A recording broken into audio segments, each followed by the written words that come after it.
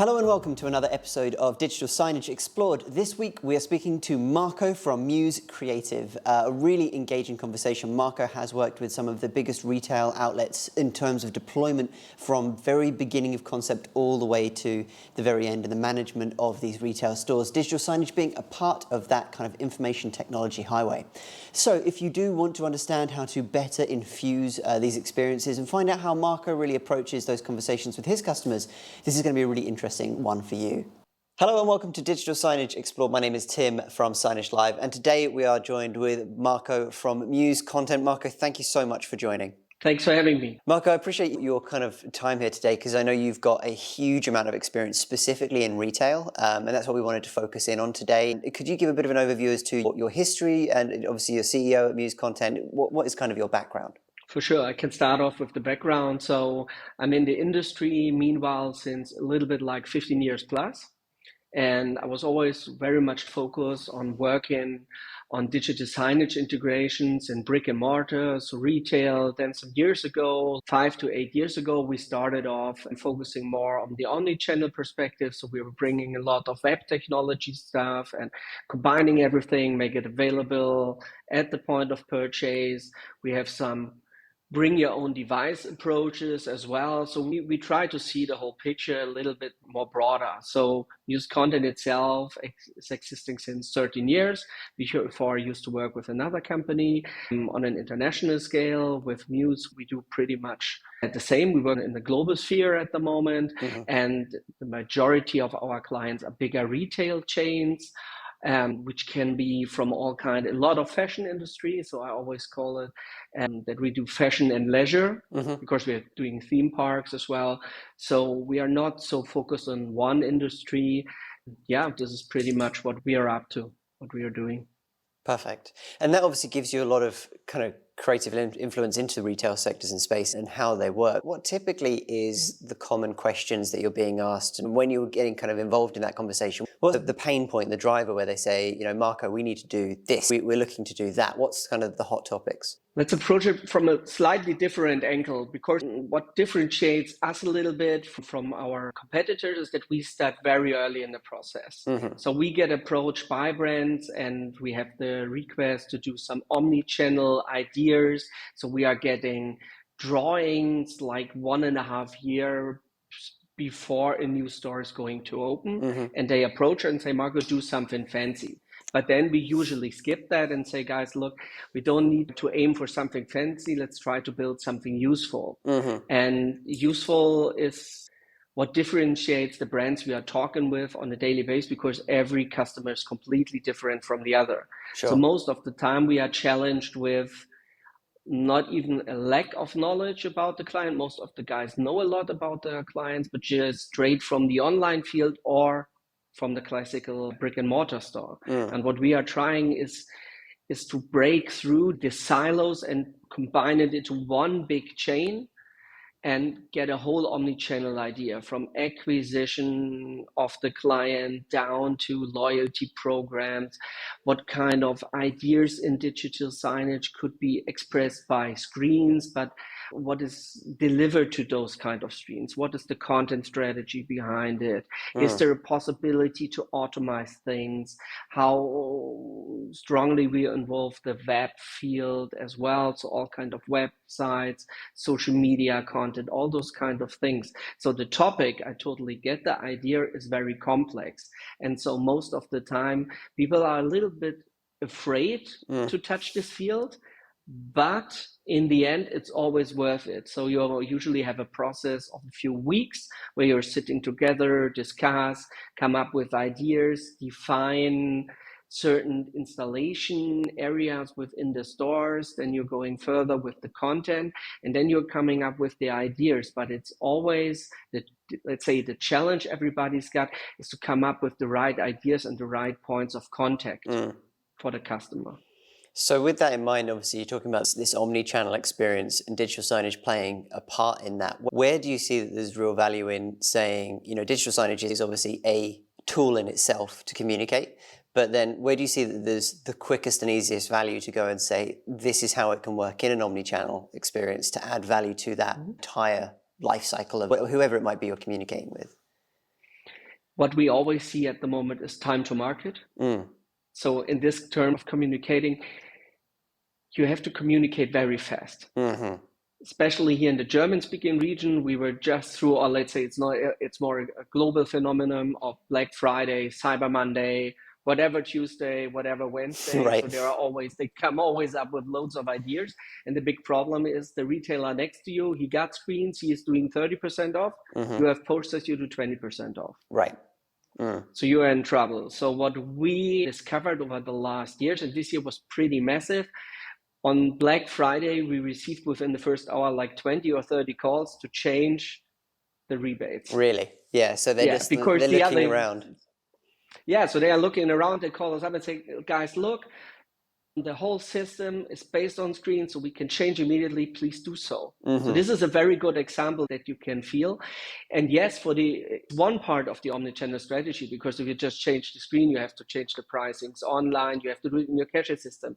It's all fair, but it gives you flexibility. Yeah. And so this is pretty much the answer that I wanted to give. You're getting more flexible, you're getting more agile. You can, if you're looking for fashion, you can work with drops, capsules, whatever you like, for a very short period of time.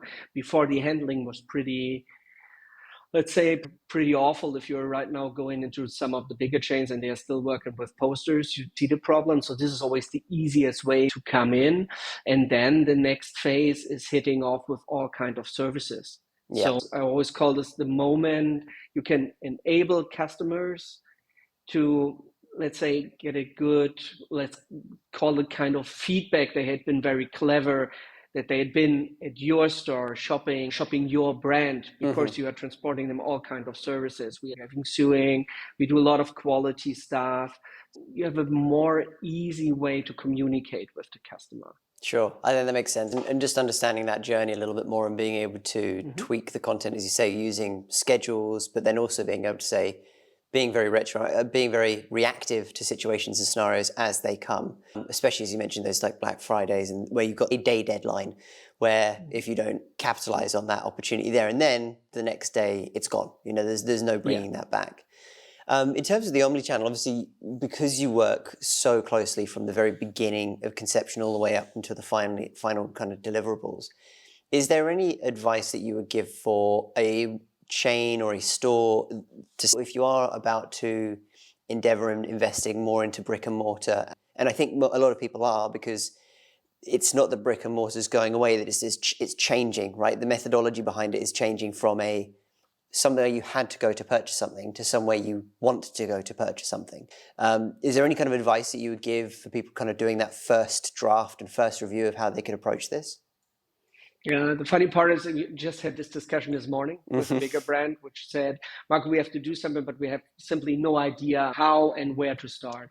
And at first, you have to look into your values. What differentiates your brand? Is this the experience? Let's go for Balenciaga. They have an amazing experience. But there are other companies like Globetrotter in Germany, or let's say a big outdoor brand in Germany, because this is what Globetrotter is actually doing, is outdoor wear. So for them, it's environmental friendliness, it's service, repairing stuff. So they have a total different approach on brand values. And you have to look at the brand values, and then you're looking into the classical brick and mortar store and say, okay, where you are communicating right now, and where's the lack of communication? Are there topics you can't get across? And then you start slightly to dig deeper and find ways and positions within the store, because this is quite tricky as well, where screen makes sense. Usually when we step into big tenders, it happened in the past that we just, they ask for 1,000 players, and we just handed in 700 players as a quote. Interesting. And then they ring us back and say, guys, look, you didn't get the tender right. And we said, yeah, we got the tender right, but we think 300 of your installations doesn't make any sense. So we would like to recommend you to simply take those out of your store. That's interesting, and something that I think is often overlooked. And there is a genuine point that you can do digital signage for digital signage sake, and it's not adding any value. I think that's something that I'm a big proponent of here. And it sounds almost counterintuitive from a digital signage company to say you don't need all of that digital signage, but there is the right place for it and there's the wrong place for it. But I think you should always sit down and say, could this just be a poster? A lot of the time, I think the answer is no. There are benefits to digital signage, but you do sometimes walk in and go, this isn't adding anything. They need to be in the right position, or you could end up with the same total number, but by moving it in front of kiosk or front of house or in the front windows, you double your exposure and suddenly it becomes way more valuable than what it was before. Is that the same kind of thing that you've experienced? Exactly. But what you see often, we often see screens that are just there, not for the digital signage sake. We call it for the architect's sake. There's Right. a kind of corner somewhere where nobody had an idea for. Let's put a screen. Yeah.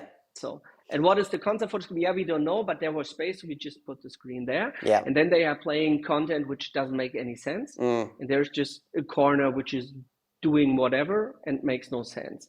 Yeah. And then it's exactly the way, as you said previously, yeah, you could go in and say, guys, look, we can take this in front of the house. We can make some nice window signage. Let's change it a little bit. Let's raise let's say the attention for the screen and change the content. You could do so, but we often encounter screens which were a kind of a test situation somewhere in a changing room in a corner, and nobody has an idea what to do with it. Yeah. This is waste of money. Yeah. So you can simply stop this waste of money. And what we did, for example, in that tender, we won this tender.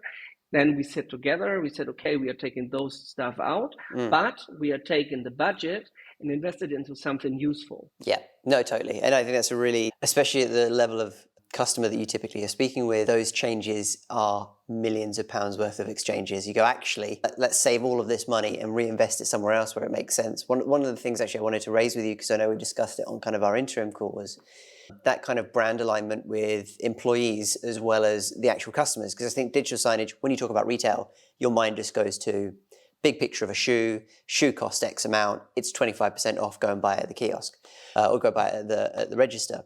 But there's a big part of that where I didn't used to work. I tried to go work for Disney. I didn't get the job as at Disney stores. And they had a big sign as you walked out of the Disney store to say, you are on stage, go out with a smile, all this kind of stuff where, because their brand is so critically important, communicating that message to the employees as well as the people, the consumers, it could equally just add that value. One of the customers we actually have, I can't put a name to it at the moment, they have actually installed digital signage screens in the back of every single one of their stores, and in there is a physical touch button that allows you to display secured dashboard metrics for the sales performance of that store. So everyone's incentivized to go and have a look how their store's performing compared to other stores, and there's a competitive element there. And there's all of this kind of back of house stuff that's coming to fruition now. Are you finding the same thing? Are people kind of asking about this more generally? Or are you still seeing more of a storefront first approach? Both. Back of the house is still rare here in Germany, because you have those kind of things. Yeah, you can put it on the screen, and the button thing, I really like the idea. I haven't done it so far. We did it with smaller touchscreens in the past, but we usually add small introduction videos to it. So it was more like tutorials, like how to handle a certain scarf or how to combine stuff. So we use them for training usually. So you can log in with your ID card. Yeah. And so there's even a tracking if you looked all the latest tutorials. So you are always up to speed, because That's if a great. customer walks in and asks you when whatever, I don't know, Supreme is dropping with Remova in the store, and you always say, sorry, I don't know, because I haven't read the newsletter. So there's a certain amount of stuff you have to learn and you have to consume so that you are able to answer those kind of questions. And the very funny part is we just recently installed a huge LED wall, which we call a hybrid LED, because you can transform the space where it's located. It's usually a classical brick and mortar sphere for clothing, but you can pull a curtain, close the space, and you can do fashion shows and all kind of things in there. But you can use it as well to educate people. So it's an education space as well. So they are doing all their fire safety trainings in there with the staff, and they open it. It's a usual sales place. Then they close it a little later, show some secret fashion stuff to some individual clients. So it's this multi-purpose or hybrid spaces we are aiming a little bit more, which are then in your cases more front of the house as well. So they are not somewhere hidden. Yeah. So it's kind of dual usage a little bit. And so it's adding additional value to signage as well. Yeah, I think that's great. And actually it alleviates some of the questions Because there's two perspectives to clients that approach. I think some come in and they go, know exactly what they want. And they go, I want this. Can you do it? And you go, yep, no problem. We can do it in this way, or this way. And then sometimes you do have to kind of coax the value out of the entire proposition to say, yes, you're installing a digital signage screen. It is a device, it is a player, it is a piece of software, and it is a content of whatever sort that you're building. But if you can then add on to that things like compliance from a security perspective, or training, or just adding more of these values, that cost suddenly becomes tiny, minuscule comparatively to what you get out of it. So that's really interesting. In terms of other kind of examples and case studies, because I know you've got such a long history in retail specifically, are there any other kind of key projects or anything that you can point to where you say that was really unique and successful? We would love to emulate that or do that again. Is there any kind of projects that stick out to you? So we did quite a few of those, to be honest. So Okay, I have to think a little bit which one I should pull out. Sure. The fun part is we are often called at a very, very early level. So we have a lot more influence than just stepping into a tender, for example, because a tender is most of the time from the IT department initiated and is aiming exactly what you just said. Just put a screen there, a player, something, it has to work. And whatever content-wise is going on there, the marketing team or Corpcom will handle it. So that's it. And if you are talking to us, this is the position where we see us as too late, because you have no real influence on what is going on there, and you can challenge ideas. So you just deliver what the client wants. Okay, it's fine, it's turnover, but it's usually not the idea. But one of my favorite examples is Bräuninger from Germany.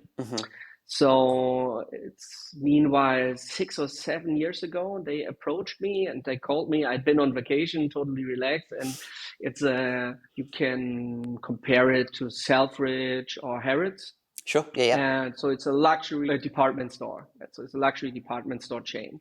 And the person said, look, Marco, we are doing a lot in the web sphere. We are very much ahead, and we really want to push that experience into the stores. And so we started to work on a playbook, which took us like half a year, 9 months, and we worked out the playbook for the whole omni-channel experience, the idea how to push things further, how to combine those things. And 4 years ago, the first Bräuninger based on this playbook opened in Nuremberg and had been a tremendous success. Brilliant. It's based on the communication. So you don't have in a store like, I think it's 4,000 square meters, you have less than 10 installations. So you don't need a lot, but they are so nicely chosen and placed that it makes sense. And if you're right now going for Munich, which is the latest development of Bräuninger, yes, right now we are up to 40 touch points or something, but it still looks very high class, very much on point. And right now we are developing the new one in Hamburg, which will be the latest version. And you have all kinds of, I always call it classical communication. So signage, which is just showing some, let's say some classical activations, capsules, just to bring over moods, ideas, and bring you into the mood for shopping. Then we have smart stations, which are connected to the web shop where you can scan, get access to a lot more information. You can order different sizes from other department stores and so on and so on. And there's another iteration of this system within the changing rooms, within the dressing rooms, which even has a call to action button so that you can call the staff. Great. Yeah, so it makes a lot of sense. Small amendments. It's not a big amendment, but it makes a huge difference for the customer. Yeah. This is one of the projects where we are looking into very deeply and which is evolving from stage to stage since quite a few years. I think it won more than 6 awards on a global scale. So this is something we could look at, but at the same time, if you're looking a little bit out of the classical retail brick and mortar stuff, if you are going for self-order terminals, mobile ordering for QSR, and change a little bit the perspective on QSR, we are working a lot on it at the moment. There's huge game-changing potential in there as well. So we are still pretty much in an early phase with digital signage. not because the technology is so new, it's because nobody really thought about it on detail. Yeah. And this is what we try to change. That's really interesting. I think you hit on a couple of points there that I wanted to circle back on. The first of which is getting the consumer in the right mind frame for shopping. I think that's a really interesting take, because I think that is something that's overlooked. We obviously typically work a lot more in corporate spaces, and actually I recorded a show yesterday and the same conversation came up, which is that you're trying to elicit some kind of feeling or an emotion or a mood, whether it's regardless of what vertical you're in. So from retail, obviously you want to get them in the mood for shopping. It's a high energy, it's an excitement time, it's that kind of feeling of comfortable and excited and kind of seeing the new.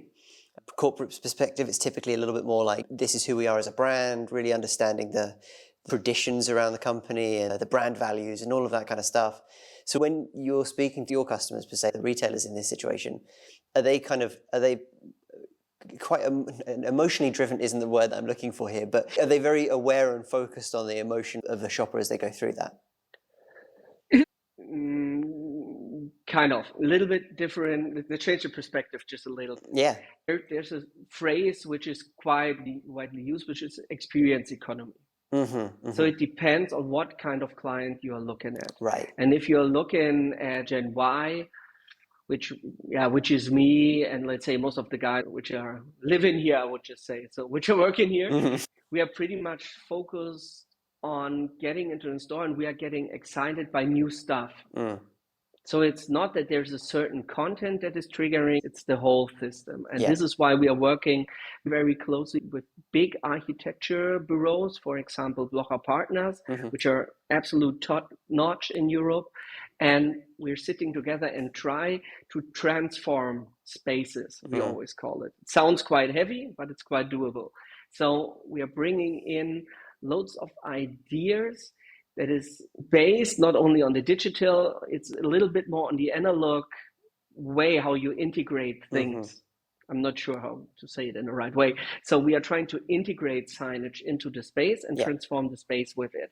So a very good example is I'm just working on a store, which is more like a kind of cosmetic store. It's very clean. It's very organic when it comes to forms, but it has 3 big LED walls in the back, which have very light and slightly move in very slow content. For example, waves.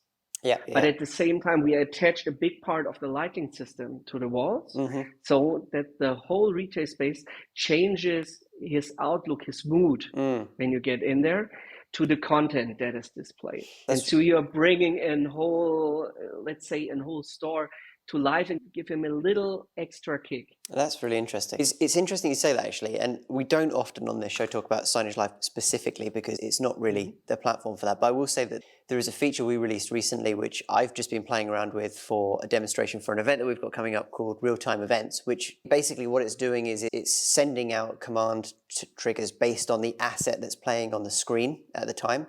So good example of that is we have some fire and emergency content. So if the fire and emergency content is playing on the device, it will then actually trigger a Nextmosphere light board to flash red. And in retail experiences, obviously, then you can start to say, well, you know, if we're playing some kind of blue, dark and moody content, we want the room to kind of emulate that color scheme or whatever it might be. But you can build it into the asset itself rather than programmatically doing it by timing or anything. And I did want to mention that because at the same time, just off camera here, we've got a Nextmosphere board. I don't know, have you ever worked with Nextmosphere? Have you come across them before? Yeah. I know. So Nextmosphere is one of those things that we utilize a lot when talking about that. And that button push experience that I spoke about earlier was a Nextmosphere button because it's so kind of ubiquitous in digital signage as a tool for interactivity.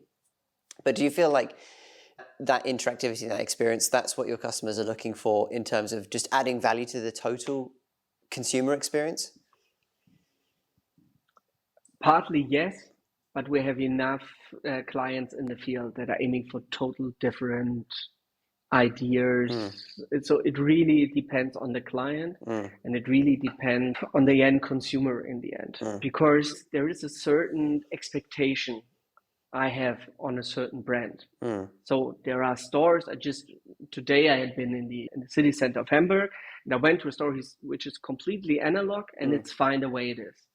Yeah. The experience is amazing. Let's say it's a luxury board sport store. Let's keep it that Okay, way. So right. Carhartt, Stussy, stuff like that. So it's a little bit rock, cool people in there.